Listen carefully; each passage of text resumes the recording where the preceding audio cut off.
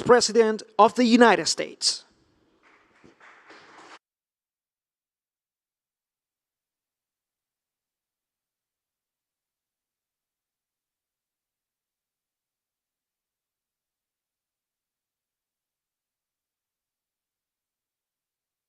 Thank you all. Good to see you guys. Thank you. Here, have a seat, please.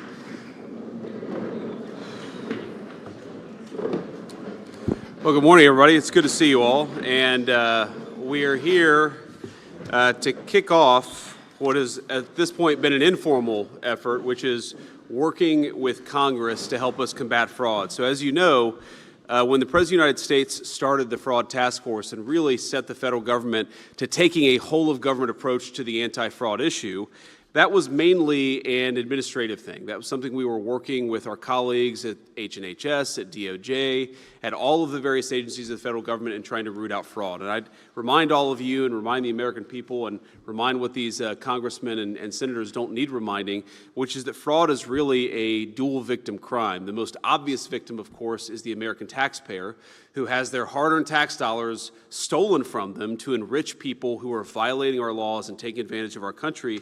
But I think more profoundly and more sadly, the second victim of fraud are the people who benefit from programs that the American people have set up in their generosity and in their kindness of spirit, and those programs don't function as well or don't even have the resources necessary to work because they've been stolen from by fraudsters. I think an example that is particularly close to my heart because we have a 2-week-old newborn at home is a program that we set up through the Medicaid program to actually provide high-quality health care to new moms and to newborn infants. To people who can't afford high-quality health care, we, as a generous nation, ensure that they have access to the resources that they need.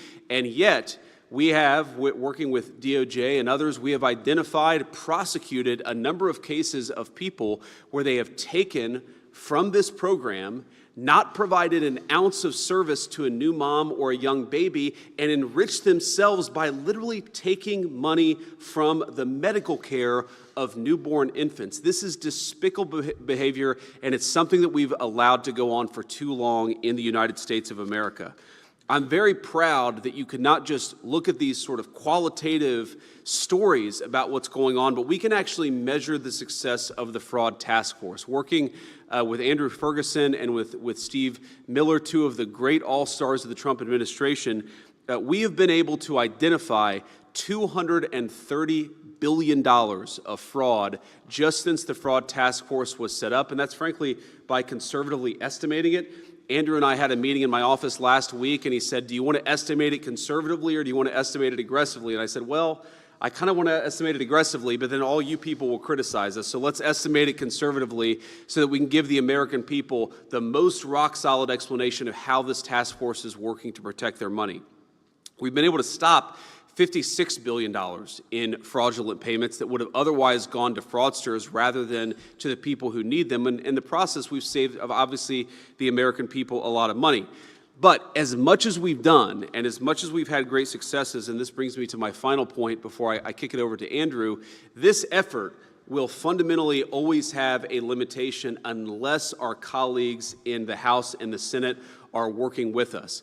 We don't want the next administration, whoever, God forbid, you're going to have President El Sayed in 3 years. We don't want him to undo all the incredible work that we've been doing when we've been taking out the fraudsters and saving the American people money. And in order to make this really work, we need our colleagues in Congress to really codify some of this stuff, to make sure that it becomes law. And again, this is the sort of thing where, while I see only Republicans surrounding us today, we really have been able to work in some cases with Democratic governors and Democratic attorneys generals on the anti-fraud task force. And we would love, I'm not necessarily holding my breath, but we would love to work with Democrats in Washington to codify some of the anti-fraud actions that we've taken and to take it to the next level. There are a few things that we really need to do and that we can't do at the federal government without the cooperation of the Congress. And the first that I would say the most important of these is data sharing. So when we've looked at the anti-fraud efforts that we've taken, one of the weirdest and most difficult parts of this is the black box that exists around certain state programs. So for example, the SNAP program, which provides food resources to low-income people. It quite literally feeds hungry moms and children in our country, something that is very important and that I know every person at this table supports. We know that there is a lot of fraud in the SNAP program. We know that there are illegal aliens who benefit from the SNAP program, people who have no legal right to be in the country. We would like to stop that.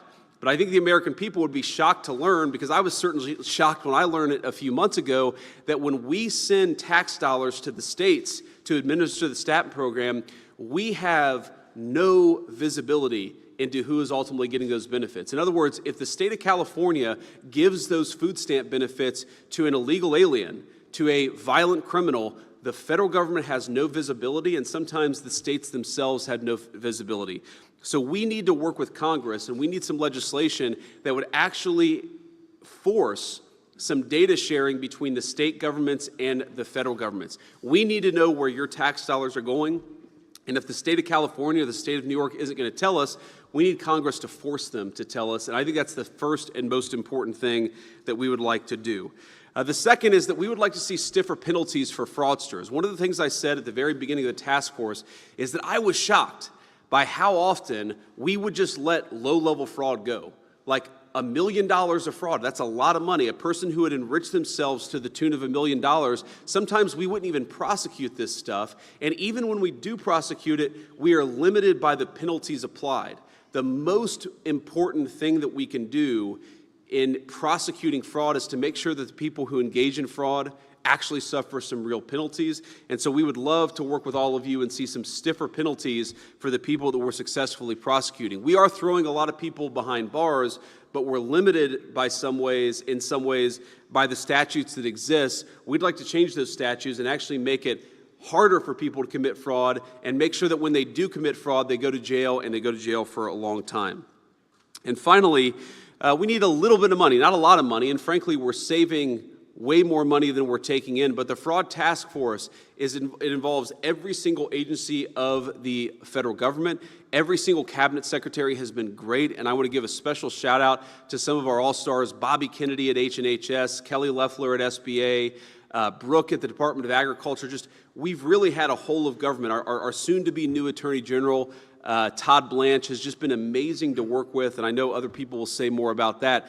But we need a little bit of resources, because while we're saving the American people billions and billions of dollars and we're not spending very much, we need a little bit more appropriated to expand this fraud effort. I think we'll save even more money in the process. It's the sort of investment that, unlike most of the money you guys spend, it never comes back to D.C. Every dollar you give us comes back at least 5 or 10-fold. So it's a good investment, and it's the sort of thing that we need to see happen. But without further ado, I want to kick it over to our amazing co-chair of the task force, Andrew Ferguson. You see him on TV. He's amazing. But most importantly, behind the scenes when he's not on TV, he's doing amazing things for the American people. This whole thing would not work and would not work as well were it not for Andrew's hard work. So great job. Great to see you. Thank you, Mr. Vice President, and welcome to all my friends from the Senate and from the House. We're very pleased that you're here.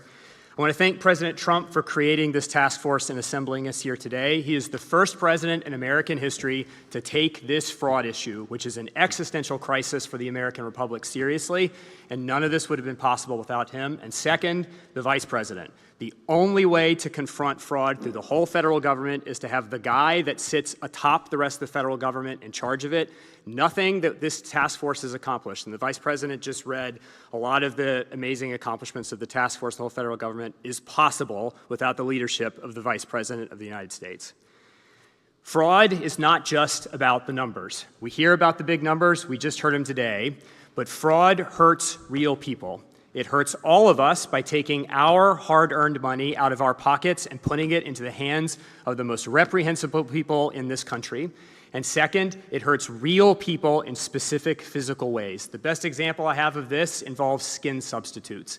Fraudsters, up until this year, were performing unnecessary surgeries on elderly Americans in hospices and nursing homes because they would then submit those claims to HHS, and HHS was reimbursing those claims to the tune of billions and billions of dollars a year. Fraud doesn't just hurt us all in our pocketbooks, it physically is maiming real Americans, and that's what this is about. It's not about the numbers at the end of the day, it is about protecting ordinary Americans from the worst of us. The second thing about this fraud effort that is so important is that it is about restoring social trust in America. All of the programs that the fraud effort has focused on were set up for a high-trust society. The Vice President was just explaining the difficulty in obtaining data to fight fraud. When Congress was creating these programs, some of them almost 100 years ago, we didn't expect that these programs were going to be attacked by fraudsters to the tunes of billions and billions of dollars a year. We expected, because that's the America that we were, that everyone would play by the rules, that the money turned over to help our friends, our families, and neighbors would be made available only to the people who really needed it. And that is just not true anymore. And so this effort is not just about protecting our programs, making sure that fraudsters don't bleed them so dry that they cease to exist. It's also about restoring social trust in this country. And so with that, I want to talk about two of the things that I think Congress can do to help us address both of those problems. The first is on social trust, and the Vice President touched on this just a minute ago. People commit fraud against our programs because it is relatively easy. And one of the reasons that it is easy is that the punishments associated with much of the fraud are relatively low. We have seen what can happen in America when you really vigorously enforce the laws. Just take the last year and a half in this country. Violent crime is at an all-time low, and that's for two reasons. Number one, thanks to President Trump and Stephen Miller and others in the administration, the border is sealed and the criminals are not coming here anymore. And number two, thanks to Todd Blanche and the men and women at the Justice Department, we are vigorously enforcing our criminal laws and making sure that people who commit crimes suffer the consequences. That has to be true for the fraudsters. Every single person who considers raiding one of our agencies and taking money out of our pockets needs to think long and hard about what might happen to them if they are caught. And under this Justice Department, they will be caught. And so we want to work with Congress to dramatically increase the sentences associated, even with low-level frauds, to incent both the Justice Department to prosecute all fraud all the time and to make every fraudster think long and hard about whether it's worth facing a long time in jail before deciding to raid our programs. And then the second thing that we need to focus on has to do with another thing that the Vice President talked about, which is data sharing. Fraud is easy because data is difficult to get, and data is the enemy of fraud. One of the things that the Vice President has accomplished using this task force is that almost all of the agencies are now using automated AI-driven tools to find the fraud before the money leaves the agency. But the only way that works is if we have data. And right now, data sharing is difficult, and for a lot of our programs like SNAP, which is an incredibly important program that we want to protect in this country, like the Vice President was just explaining, states don't have to share data with us in order to participate in the program. Data sharing should be a requirement for participating in these programs because that will unleash the power of American AI ingenuity and innovation in these agencies to stop the fraud before it happens. Because once it goes out the door, it's very difficult to get back. The pay and chase doesn't work. And so the way you stop fraud is you keep Americans' hard-earned money in the agencies unless it's going to someone who actually needs it.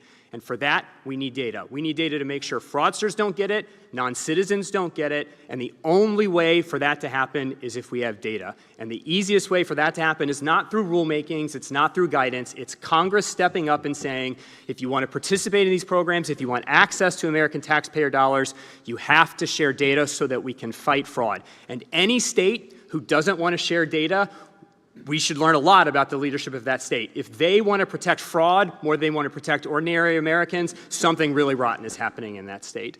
So those are just two of the things that we want to work with Congress to accomplish here under the Vice President's task force.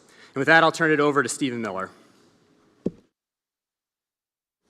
Thank you very much. Thank you, Mr. Vice President, for your leadership on this bold and existentially important initiative. Thank you to Mr. Ferguson for your incredible work and stewardship of this task force. And of course, thank you to President Trump for his extraordinary leadership in establishing this task force, assigning this portfolio to the Vice President, and providing direction, focus, and determination to the whole U.S. government. It's great to see all of my friends in the House and Senate who are here today, who have been such tremendous allies, not only on this issue, but so many issues, and in some cases for a very, very long time, since 2015 and before. And so, thank you all. I want to pick up, because this is something that I've encountered on a daily basis on a theme that both the Vice President and Andrew Ferguson have mentioned, which is the lack of criminal responsibility, the lack of criminal punishment for egregious fraud in this country. It is, first of all, true, as the Vice President said, as hard as it is to believe, that for most recent history, which in the case of these programs would be in the history of these programs, if you committed $1 million of fraud or less, you were unlikely to ever be criminally punished in any way at all. And if for some strange reason in the past, a bureaucrat had the courage to defy that agency guidance and actually bring you to trial and put you in front of a jury, you'd be unlikely to do any real jail time at all. And this may be hard to believe, that you could steal hundreds of thousands and ultimately millions of dollars and not do any significant jail time. Again, you can look at the sentences for the Feeding Our Futures fraud, which is one of the largest frauds in the history of any country anywhere in Minnesota, to see this. And there's a lot of reasons for that. I think probably the simplest, least conspiratorial explanation is that when Congress was drafting these statutes, they still lived, to use the phrase that used a lot today, in a high-trust society, and it eclipsed their imagination that there would be systemic, widespread, continual lying, fleecing, and organized crime to rip off hundreds of billions of dollars from the American taxpayer, which is what has happened. So there needs to be strict, clear, mandatory minimums. Because by the time you've been convicted, you have already proven to a jury, this is not a civil punishment, this is you've proven to a jury beyond a reasonable doubt that you deliberately, willfully, maliciously engage in a scheme to steal from the American taxpayer and from those in genuine need. And when you've satisfied 12 jurors of that fact and been convicted, you deserve to have a very substantial prison sentence. That change alone would be watershed for fighting fraud, because it would mean that the Department of Justice would be able to, through prosecuting a few hundred or thousand cases in a year, be able to chill the criminal conduct of millions. Whereas right now, no matter how many people you prosecute, you're still left with the criminal element thinking, I'm willing to risk 6 months in jail for $5 million in ill-gotten gains. And we've reached a point, and again, only because of President Trump and the Vice President's leadership is this happening. But we've reached a point as a country, until we came along, as hard as it is to believe, where we have federal law enforcement in cities around the country who have to conduct weeks or months-long investigations of daycares where there are no children present at all, to be able to then go into a court of law and say, no kids on Monday, no kids on Tuesday, no kids on Wednesday, no kids on Thursday, right? And this is the real thing. We have federal law enforcement officers who then they have to issue subpoenas and search warrants to get phone records, email records, financial records. And what does it all end up with? You go to a jury in Minnesota and you say the defendant has collected $7 million for a daycare, claiming to be taking care of 100 children for 6 months, and we found one kid attended in that entire time, and he was the nephew. So you spent months of federal effort. When you do that and you're found guilty, you belong in jail for a very long time. I'm almost over my own time here, so I'll just add to the other point the Vice President said, which is on data sharing and technology and integrity, you can solve 95% of this problem with simple technological verification and data sharing measures that is in technology that was invented 20 years ago. Now, the technology today, of course, is even more astonishing. But if every single person who wanted to enroll in SNAP or enroll in Medicaid or enroll in public housing was in a shared database that the federal government had access to verify age, citizenship, criminal record, other basic biographic facts, that single step alone would save taxpayers hundreds of billions of dollars. And you have to ask yourself, why would any politician oppose something so fundamental? We're not even debating eligibility rules, an important but separate debate. We are debating whether or not a person is lying to the government to extract funds for which they are plainly and clearly ineligible. The time has come to implement these reforms. Thank you, Mr. Vice President. Thanks, Steve. Vince? Thank you, and good morning, everyone. We gather today because President Trump has made stopping the fraud and corruption in our welfare programs a governing priority. Thank you to Vice President Vance, Chairman Ferguson, Stephen Miller, and Executive Director Brady for their leadership in carrying out this duty, and to the members of Congress here for joining in this important work. In the time I have, I wish to offer 10 very practical, common sense, and likely very popular proposals to fight fraud in our welfare programs for congressional consideration. 1, all government agencies must verify that every Medicaid provider or SNAP retail store is actually legitimate and eligible for payment before any payment is issued, rather than paying first and checking later. 2, require criminal background checks and fingerprinting for healthcare providers in categories with high rates of Medicaid fraud, and re-verify provider credentials at least every 3 years. 3, require states to verify every welfare applicant through the federal government's free database system that verifies immigration status in real time before issuing any taxpayer-funded benefits. 4, require states to compare welfare rolls every month against death records, wage records, and incarceration records. 5, double the number of welfare fraud investigators so that more fraud and corruption cases can be aggressively investigated and prosecuted. 6, upgrade welfare benefit cards used for food and cash assistance to have secure chip technology with a photo and expiration date. 7, prohibit high-risk retailers, such as some liquor stores and smoke shops, from accepting taxpayer-funded food stamp benefits. 8, end the use of government-issued pre-populated forms to do automatic re-enrollments into Medicaid.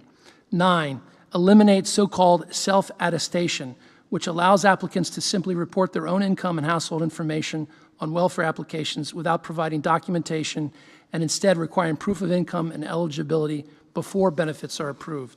10, require state taxpayer-funded Medicaid programs that issue payments to health insurance companies on behalf of people who had already died to stop immediately once a death is recorded, and require those insurance companies to return any money collected after the enrollee's death. Finally, I suggest that members of Congress call out as corruption the behavior of state and local leaders who refuse to enforce common sense fraud controls or purposely embrace loopholes that avoid individual eligibility validation, allow self-certification of eligibility, expand eligibility far beyond what Congress intended, and as a result trap millions of able-bodied adults into a life of dependency. Fraud steals taxpayer dollars, but such corruption steals something even more precious.